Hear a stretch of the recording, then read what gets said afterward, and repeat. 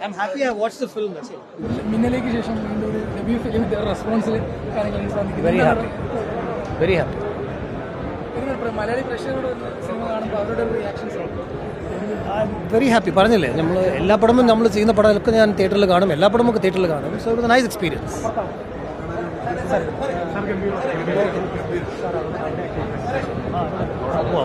ഇതൊരു cake cut നമുക്കോ promotion കുറവായിരുന്നു, ഫാൻസുകാർക്കിടയിൽ വലിയ വിഷമമുണ്ടായിരുന്നു. പക്ഷെ ആ കണ്ടന്റിൽ സാറിന് അത്രയും വിശ്വാസം ഉള്ളത് കൊണ്ടാണോ തിയേറ്ററിൽ കണ്ടു തന്നെ അറിയണം? മമ്മൂട്ടി സാറിന്റെ ജഡ്ജ്മെന്റിൽ നമ്മൾ ബിലീവ് ചെയ്യുന്നുണ്ട്. സാറ് പറയുന്ന പോലെ നമ്മൾ ചെയ്തതാണ്. So I think it's all work out for the best. അതാണ്.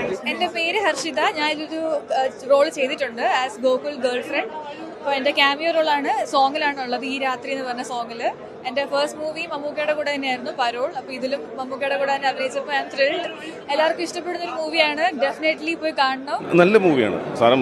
നമ്മുടെ ഗൗതം മേനോൻ സാറിൻ്റെ ഫസ്റ്റ് മലയാളം മൂവിയല്ലേ, അപ്പോൾ അതിൻ്റെ ഒരു സാധനം ഉണ്ടാവുമല്ലോ. അദ്ദേഹത്തിൻ്റെ സിനിമകളെല്ലാം അറിയാമല്ലോ.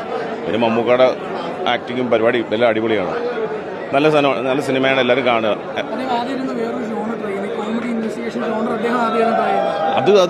അതിനെപ്പറ്റി നമ്മൾ സിനിമ കണ്ടാലേ അറിയാൻ പറ്റുള്ളൂ. അത് വേറെ ജേണലാണ് കൊണ്ടുപോയിരിക്കുന്നത്. നമ്മൾ അതിനെപ്പറ്റി ഒന്നും എല്ലാം അടിപൊളിയായിരുന്നു.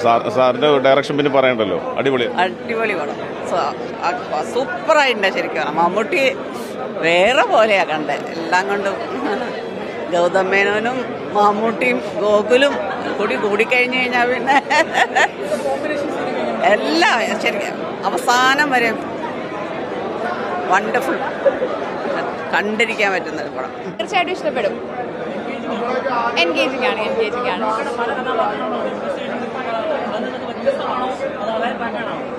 അല്ല, വ്യത്യസ്തമാണ്. നമ്മൾ കണ്ടിട്ടുള്ള രീതിയല്ല, ഇതൊരു ഡിഫറെന്റ് അപ്രോച്ചാണ് ഈ മൂവിക്ക് വന്നിട്ടുള്ളത്. യെസ്, തീർച്ചയായിട്ടും ആരും എക്സ്പെക്ട് ചെയ്യാത്തൊരു ക്ലൈമാക്സോട് കൂടിയാണ് വന്നിരിക്കുന്നത്. അതുകൊണ്ട് തീർച്ചയായിട്ടും കാണുന്നവർക്ക് എല്ലാവർക്കും എന്തായാലും ഇഷ്ടപ്പെടും. നല്ല സിനിമയാണ്. നമ്മൾ മമ്മൂട്ടി കമ്പനി എന്ന് പറയുമ്പോൾ തന്നെ അറിയാലോ, വ്യത്യസ്തമായ സബ്ജക്റ്റും കാര്യങ്ങളൊക്കെ വെച്ചിട്ടാണ് മമ്മൂക്ക പ്രൊഡ്യൂസ് ചെയ്യുന്നത്. മമ്മൂക്ക ചെയ്യുന്ന സബ്ജക്റ്റുകളും മമ്മൂട്ടി കമ്പനിയുടെ അടുത്ത ഹിറ്റ് പിന്നെ 2025 ആദ്യ ഹിറ്റ്. അത്യാവശ്യം കോമഡി ഹ്യൂമർ ആയിരുന്നു മമ്മൂട്ടിക്ക്. അടിപൊളിയാണ്. നല്ല പടമാണ്. എൻഗേജിംഗ് ആയിട്ട് ഇരിക്കാൻ പറ്റിയൊരു പടമാണ്. ഫസ്റ്റ് ഹാഫ് കോമഡി ആയിട്ടാണ് വരുന്നത്, സെക്കൻഡ് ഹാഫ് കുറച്ചുകൂടെ ത്രില്ലിംഗ് ആയിട്ട് വരുന്നൊരു പോർഷൻസ് ആണുള്ളത്. ഓവറോൾ നല്ലൊരു പടമാണ്.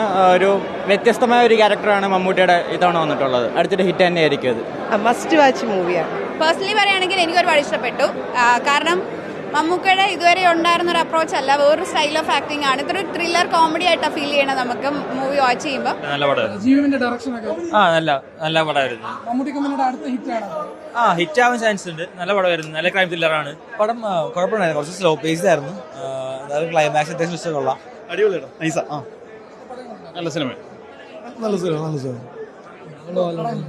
ഒരു തമിഴ് മൂവീസിനെയൊക്കെ ഒന്ന് ഓർമ്മിപ്പിക്കുന്ന രീതിയിൽ തന്നെയാണ് അദ്ദേഹം. പലപ്പോഴും അദ്ദേഹത്തിന് പല മൂവീസിനെയും ഓർമ്മിപ്പിക്കുന്ന രീതിയിൽ നമുക്ക് തോന്നി പല സീൻസും. ഉറപ്പായിട്ടും അദ്ദേഹത്തിൻ്റെ ആ ഒരു എക്സ്പീരിയൻസ് മൂവിയിലെ ഓരോ സീൻസിലും കാണാനുണ്ട്.